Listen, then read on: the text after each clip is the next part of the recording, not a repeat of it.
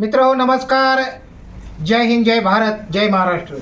वंचित बहुजन आघाडीचे राज्याचे प्रवक्ते उपाध्यक्ष आदरणीय फारुक अहमद यांनी कंधार येथे 6 ऑक्टोबर 2024 रोजी मुसलमान संवाद बैठक या बैठकीच्या माध्यमातून संबोधित करताना त्यांनी अनेक प्रश्नावरती हात टाकलेला आहे आणि या ठिकाणी मुसलमान बांधव हजारोच्या संख्येने उपस्थित होते आणि या सभेला मुख्य आकर्षक म्हणजे मार्गदर्शिका प्राध्यापक अंजलीताई आंबेडकर या होत्या।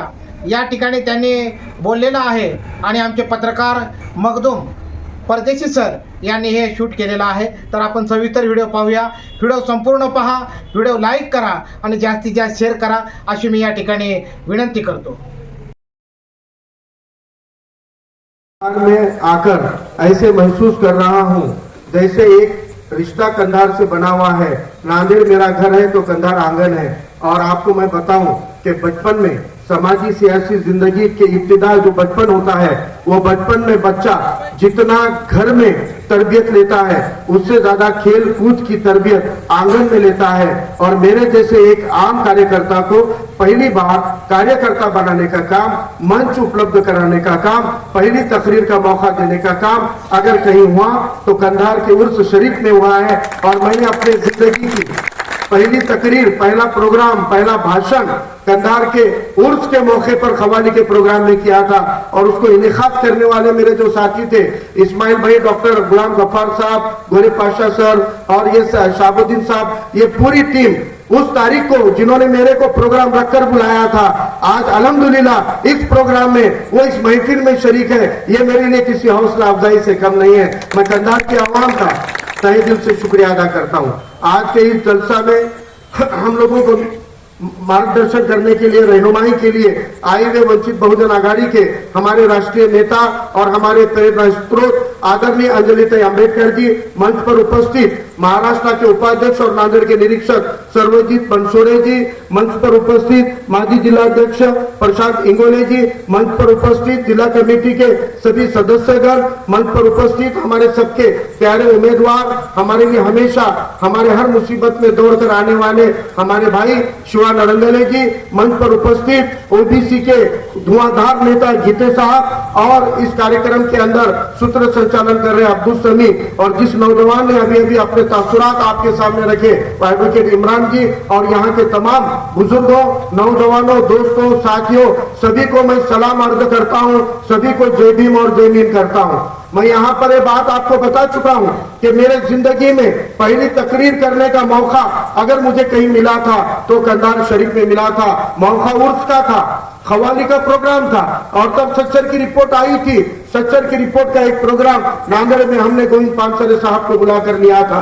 उस प्रोग्राम में आए हुए कुछ नौजवानों ने हमको कहा कि भाई आपने नांदेड़ में सच्चर की रिपोर्ट पे प्रोग्राम लिया, क्या ऐसा ही एक प्रोग्राम कंधार में उर्स में आप ले सकते हो? हमने कहा भाई दस्तूरकर साहब को लेके हम आ सकते हैं। और उस वक्त दस्तूरकर साहब ने मुझे कहा कि पहली तकरीर फारूक तुम करोगे, उसके बाद मैं बोलूंगा।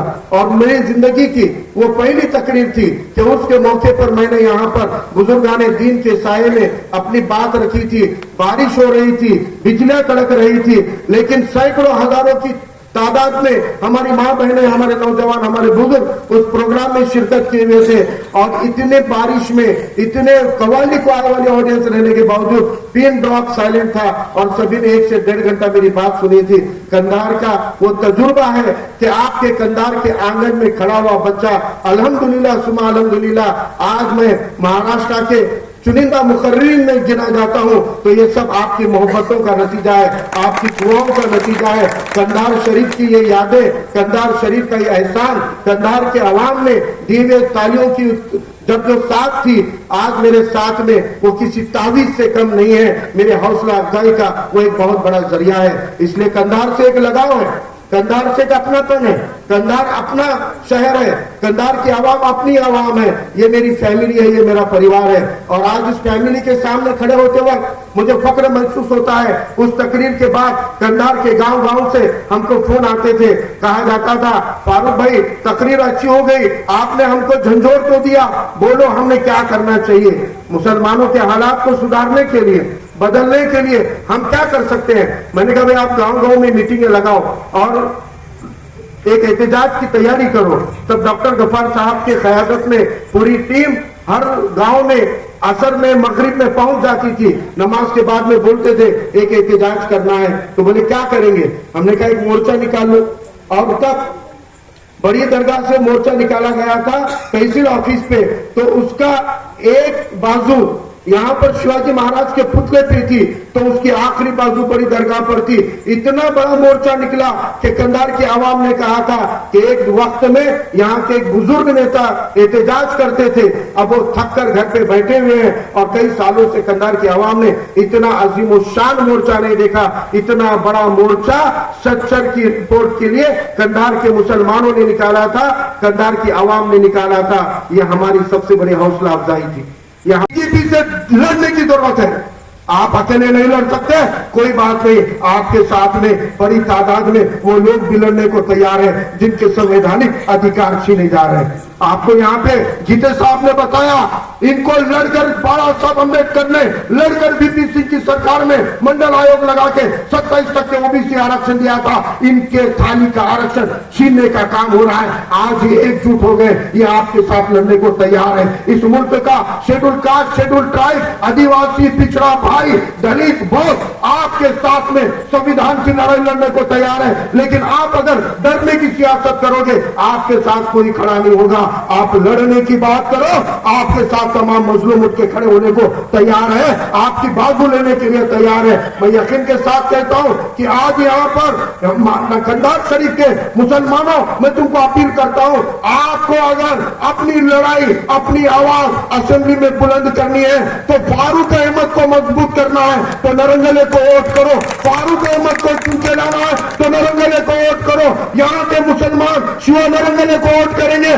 इनके साथ कहता हूं, नांदेड़ दक्षिण का हर ओबीसी फारूक अहमद को वोट करेगा, हर पिछड़ा फारूक अहमद को वोट करेगा।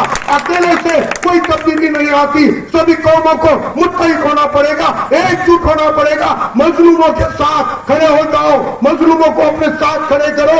आपके दीन का फरमान है कि जालिम की मदद मत करो, जालिम के खिलाफ मजलूमों के साथ खड़े रहो। आज ये मजलूमों के साथ आप खड़े हो जाओगे, जालिम से डटकर मुकाबला कर पाओगे।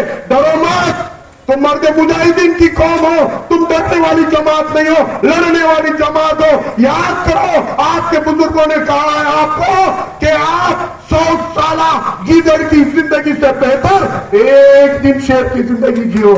एक दिन कोई डरने की जरूरत नहीं है। ये मुल्क मोहन भागवत के बाप की जागीर नहीं है, ये मुल्क नरेंद्र मोदी के बाप की जागीर नहीं है, ये मुल्क अमित शाह के बाप की जागीर नहीं है, ये मुल्क कोई योगी और कोई रामगिरी और कोई यति स्वामीनाथन के बाप की जागीर नहीं है। ये मुल्क उनके मर्जी से नहीं, ये मुल्क अगर चलता है तो डॉक्टर बाबा साहब के संविधान से चलता है, ये उनकी जागीर नहीं है। और इसको अगर संविधान से चलाना है तो आपको मजलूमों के साथ खड़ा होना पड़ेगा, आपको पीड़ित शोषितों के साथ खड़ा होना पड़ेगा। आज सबसे बड़ा मजलूम अगर कोई है, गरीब मराठा है, ओबीसी भाई है, एससी और एसटी है, इनके साथ खड़े हो जाओगे तो आप गालिब हो जाओगे, आप चुनकर आओगे, सत्ता में आओगे। क्योंकि एक दूसरे को वोट करने की, एक दूसरे के साथ खड़े रहने की आज बहुत जरूरत है। ये मौका हाथ से गया तो आने वाले 5 साल का दौर बहुत खतरनाक होने वाला है। आप अपने दिल पे हाथ रखो, खुदा ना खास्ता लोहा कंधार में किसी मुसलमान पे हमला हो जाएगा तो आपके लिए कोई शिंदे, कोई चिकनी कर दौड़ के नहीं आएगा, लेकिन एक फोन करे तो शिवा नरंगले दौड़ के आएगा। ये आपका दिल आपको बोलता है, आपको मालूम है शिवा बहु आना पड़ता, बोलती शिवा बहु दौड़ के आएगा। अपनी हाथ पे, अपनी पुकार पे खड़े रहने वाले को चुनो, बुज़दिलों को आप कभी चुनकर मत दो, ये आपकी बाजू नहीं लेंगे। आपके सामने बीजेपी के लोग अपक्ष खड़े रहने का प्लान करते हैं, शेकाप का पैसे देकर टिकट लाके लड़ते हैं, लेकिन उनके अंदर की नारंगी चड्डी वो छुपा नहीं सकते। चुन के आने के बाद भी अगर आरएसएस भाजपा की दलाली करने वाले ऐसे बुज़दिलों को चुनकर मत लाओ, एक मर्द मुजाहिद को आप चुनकर भेजो। मैं यकीन के साथ कहता हूँ, आप वोट शिवा को दो और काम फारूक अहमद से लो। वादा करता हूँ आपके लड़ाई में साथ खड़ा रहूंगा। आगे बहुत कम वक्त में हमको तारीफ को सुनना है। इजाजत लेता हूँ, फिर कभी आपसे मुखातिब होने आऊंगा। आखिरी बात अपील करता हूँ कि अगर आप चाहते हो कि फारूक अहमद के जैसे नुमाइंदे चुनकर जाए तो आपको शिवा नरंगले के साथ ताकत से खड़ा होना पड़ेगा। एक दूसरे के साथ हम खड़े रहेंगे तो इंशाअल्लाह लोहा कंधार से भी और नांदेड़ दक्षिण से भी हम जोड़ी से बैठकर असेंबली में जाएंगे, आपके लिए लड़ेंगे। इतनी बात करता हूँ, जगह लेता हूँ। अल्लाह हाफिज। जय भीम, जय भीम, जय संविधान। खुदा।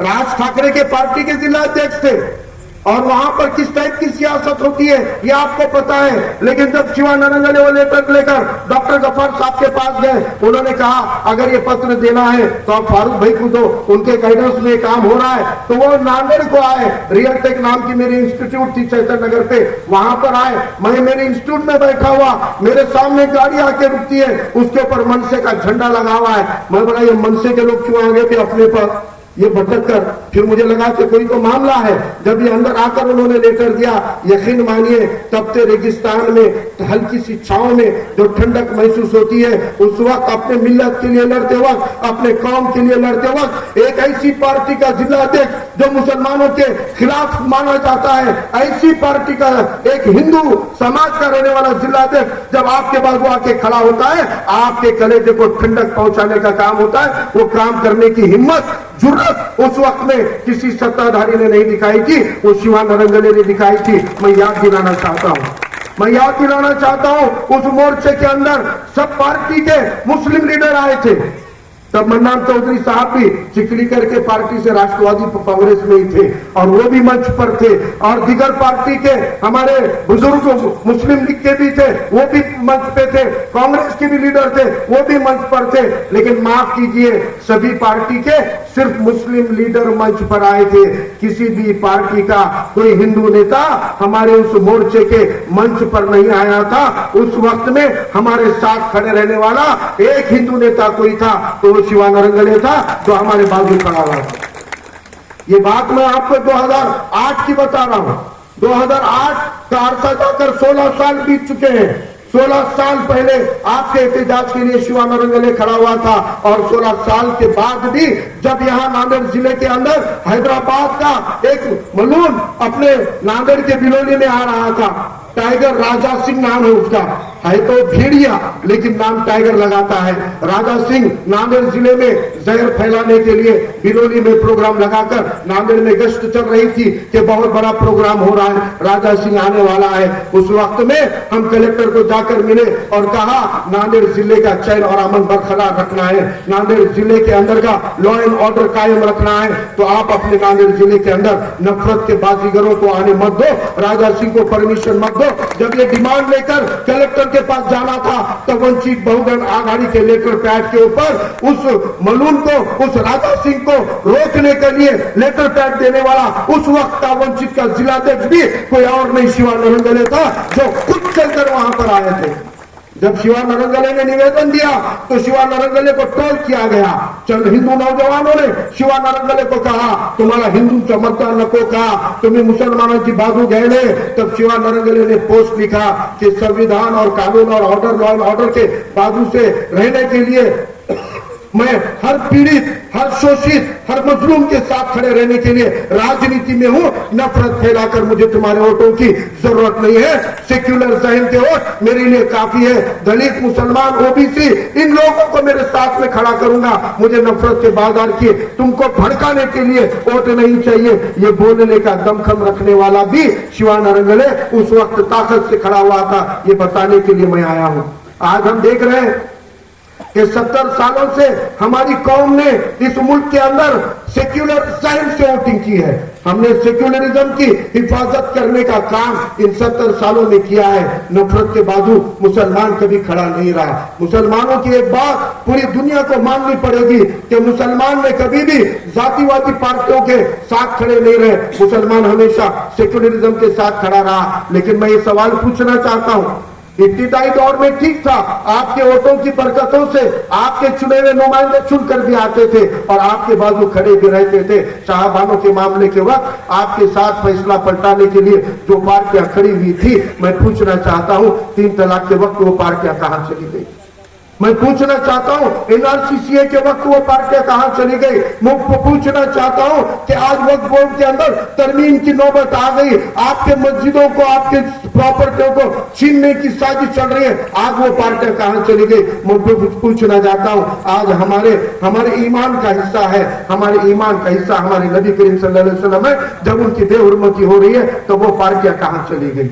आज वो आपके साथ खड़ी नजर नहीं आती, वो आपके लिए पार्लियामेंट में खड़ी नहीं रहती, वो आपके साथ रास्तों पे उतरती नहीं है, वो आपके साथ उतरने के लिए डरती है, आपकी बाजू लेने के लिए डरती है, आपकी बात करने से डरती है। ये वो पार्टियां सेक्युलरिज्म को बचाने का दमखम रखने वाली पार्टियां रही नहीं, लेकिन हम इन झूठे ढकोसलों के साथ खड़े हुए हैं। आज भी सेक्युलरिज्म के नाम पे वोट करते हैं, अंधा बन के वोट करते हैं। कभी आपने किसी इलेक्शन में पूछा उनको मुसलमानों को लेकर तुम्हारी पार्टी का मैनिफेस्टो क्या है? कभी आपने इलेक्शन में पूछा उनको कि बताओ तुम चुन के आने के बाद हमारी हिफाजत कैसी करोगे?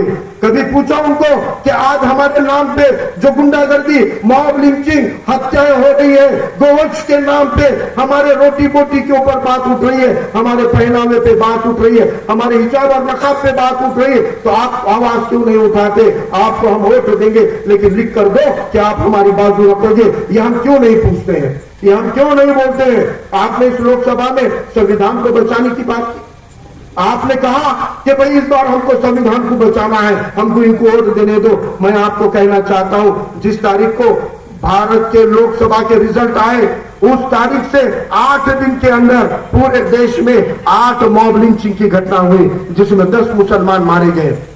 ये लोकसभा जिसमें आपने संविधान को बचाने के लिए वोट किया, 48 में से 31 खासदार आपने महाविकास आघाड़ी के चुनकर दिए। चुनकर आते ही पार्लियामेंट का सेशन चल रहा था, रिजल्ट से 8 दिन के अंदर 8 मॉब लिंचिंग की घटना हुई, 10 लोग मारे गए और सैकड़ों गांव के अंदर बुलडोजर चलाकर मुसलमानों के घरों को तोड़ दिया गया। संविधान को बचाने वाले खासदार पार्लियामेंट में मुंह नहीं खोले, आपकी बाजू लेके खड़े नहीं रहे, आपके लिए सवाल नहीं उठाए। तब हजरत मौलाना नोमानी साहब को मीटिंग लेनी पड़ी और तमाम पार्टी के मुस्लिम खासदारों को बुलाकर उन्होंने कहा हमने तुमको 1 गठा वोट दिया, लेकिन फिर भी तुम्हारे लीडर, अपोजिशन के लीडर पार्लियामेंट में मुंह नहीं खोलते हैं। अगर तुम हमारी बात नहीं करोगे तो हम आपके खिलाफ जाएंगे। वो जाकर बोले राहुल गांधी को, राहुल गांधी जी बोले मौलाना लोग परेशान हो गए, आप मुंह नहीं खोल रहे, आप हमारे हक में बोल नहीं रहे, आप कुछ बोलो, नहीं तो पूरे मौलाना बोल रहे हम कांग्रेस के खिलाफ फतवा दे देंगे।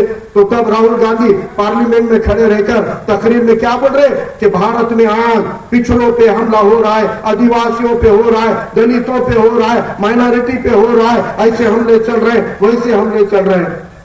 मुसलमान कहां गए? मुसलमान कहां गया? आपको जब मुसलमानों की बाजू लेनी है तो तब जुबान नहीं पलट रही है, तब बोलते हो दलितों पे हमला हो रहा है, पिछड़ों पे हो रहा है, आदिवासियों पे हो रहा है, माइनॉरिटी पे हो रहा है। अरे माइनॉरिटी क्यों बोल रहे? वोट लेते टाइम पे मुसलमान चलते तो बाजू लेते टाइम पे मुसलमान क्यों नहीं चलते? ये सवाल पूछने की जरूरत है, ये सवाल उठाने की जरूरत है। इसलिए मैं आप लोगों को कहना चाहता हूं कि देखिए अब बीजेपी से डरने का, शिवसेना से डरने का दौर खत्म हो गया। अगर इसी तरह डरते रहोगे तो आप पहले देखते थे झारखंड में, उत्तराखंड में किसी अलाने फलाने दूर रियासत में मस्जिदों पे भगवा फड़काने की वारदात होती थी, कहीं तो भी अलाने फलाने में हमला करने की वारदात होती थी। लेकिन आज फुले शाह अंबेडकर का प्रगत कहलाने वाले महाराष्ट्र के अंदर विशालगढ़ की आड़ में गजापुर पे हमला होता है, मस्जिद पे हथौड़ा चलाया जाता है, मस्जिद के ऊपर झंडा फहराया जाता है। एक दौर में योगी के पास बुलडोजर चला जाता था, आज इस पुरोगामी महाराष्ट्र के अंदर पिंपरी चिंचवड के अंदर एक मदरसे और मस्जिद को बुलडोजर लगा के शहीद कर दिया जाता है, लेकिन कोई लीडर उठ बोलने को तैयार नहीं है। क्या मिला? सिर्फ बीजेपी को डर के वोट कर रहे थे, सेना को डर के वोट कर रहे थे। अब ये डरने डराने का दौर खत्म हो गया। अगर अपनी साख बचाना चाहते हो, अपनी आजादी बचाना चाहते हो, अपना इख्तियार बचाना चाहते हो, अपना संविधान बचाना चाहते हो, अपना वोट बचाना चाहते हो, अब डरने की नहीं, बीजेपी से लड़ने की सियासत करो।